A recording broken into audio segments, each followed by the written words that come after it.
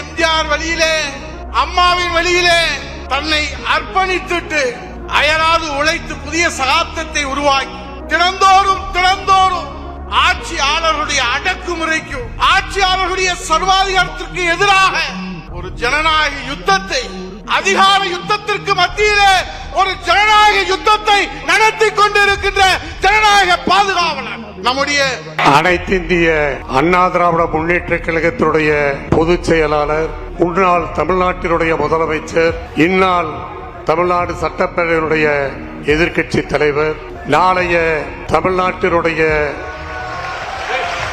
வருங்கால முதலமைச்சர் மாண்புமிகு புரட்சி தமிழர் எடப்பாடியார் அவர்களை பணிந்து வணங்குகிறேன். அண்ணன் எடப்பாடி அவர்களே, தாங்கள் வந்த பாதை மலர் தூவப்பட்ட பாதை அல்ல, முள் சூடிய பாதை.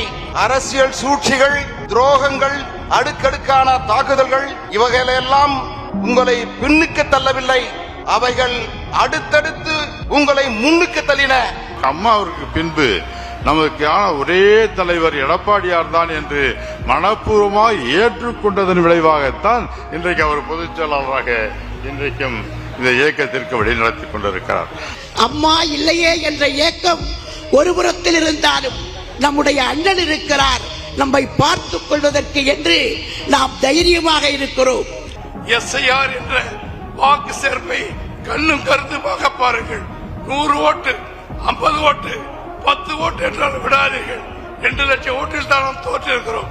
இந்த முறை அளப்பரியாத வெற்றியை நாம் பெற வேண்டும் என்று கழக பொதுச் செயலாளர் புரட்சி தமிழர் மாண்புமிகு எடப்பாடியார் அவர்கள் வகுத்து தரும் தேர்தல் வியூகங்களும் படி கழக நிர்வாகிகளும் கழக உடன்பிறப்புகளும் இரவுகள் பாராமல் களப்பணியாற்றி தமிழக வாக்காளர் பெருமக்களின் நன்மதிப்பை பெற்று மக்கள் விரோத ஃபெயிலியர் மாடல் திமுக ஆட்சியை வீட்டுக்கு அனுப்பி கோபாலபுரத்து அழகேசா, ஆண்டது போதும் மக்கள் மாண்டது போதும், நீ வீட்டுக்கு போ என்கின்ற அந்த குரல் இன்றைக்கு தமிழ்நாடு முழுவதும் இன்றைக்கு ஒலித்துக் கொண்டிருக்கின்றது. காரணம், ஒரு மக்கள் விரோத ஜனநாயக விரோத ஒரு ஆட்சியை நடத்தி வெறும் ஒரு போட்டோ ஷூட் மட்டும் நடத்தி மக்களை ஏமாற்ற நினைத்தால், தமிழக மக்களை ஏமாற்றி பொய் வாக்குறுதிகளை அள்ளி வீசி ஆட்சியில் அமர்ந்த திமுக அரசு அதிகாரம் கைக்கு வந்ததுமே மக்கள் பிரச்சனை எல்லாம் மறந்து குடும்ப ஆட்சி நடத்தி கொண்டிருக்கூடிய மக்களை வாட்டி வதைக்கூடிய திமுக அரசுக்கு முடிவரை எழுதி கொடுப்பது.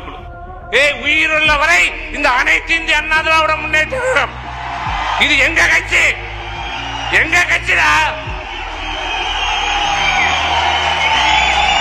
இது. அண்ணா திமுக தொண்டர்கள் நிரம்பிய கட்சி, தொண்டர்களால் தொடங்கப்பட்ட கட்சி, தொண்டர்களுக்காக செயல்படுகிற ஒரு இயக்கம்.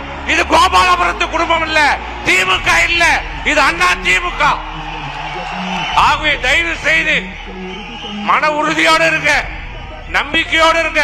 உங்கள் தைரியம், உங்க மன உறுதிதான் அண்ணா திமுகவை எடப்பாடியார் 2024 மீண்டும் தமிழ்நாட்டுடைய முதலமைச்சராக நாம் அமர வைக்க வேண்டும் என்பது கூறி, தொண்டர்களில் ஒருவராக இருந்து, தொண்டராக இருந்து, கிளை செயலாளராக இருந்து, ஒன்றிய செயலாளர் இருந்து, அமைப்பு செயலாளர் இருந்து, கொள்கை பரப்பு செயலாளர் இருந்து, இப்படி படிப்படியாக உருவாகி தலைவருடைய நன்மதிப்பை பெற்று தொண்டர்கள் 2 கோடி தொண்டருடைய உணர்வோடு பொதுக்குழுவிலே பொதுச் செயலாளர் என்ற அந்தஸ்தை பெற்று இன்று அமர்ந்திருக்கின்ற பொதுச் செயலாளரை வீழ்த்த வேண்டும் என்று துரோகிகள் முயற்சிக்கிறார்கள். அந்த துரோகிகளும் எப்படி புரட்சி தலைவர் ஆட்சி காலத்தில் வெளியேறி புரட்சி தலைவரை வீழ்த்த வேண்டும் என்று முயற்சி செய்து தோற்றார்களோ, அதே போல எப்படி புரட்சி தலைவி அம்மாவர்கள் ஆட்சி காலத்திலே சுவைத்துவிட்டு வெளியேறி புரட்சி தலைவியை விமர்சனம் செய்து புரட்சிகளை வீழ்த்த வேண்டும் என்று சொல்ல அவர்கள் காணாமல் போய்விட்டார்களோ, அதே நிலைதான் இன்று நம்மை எதிர்க்கின்ற துரோகிகள்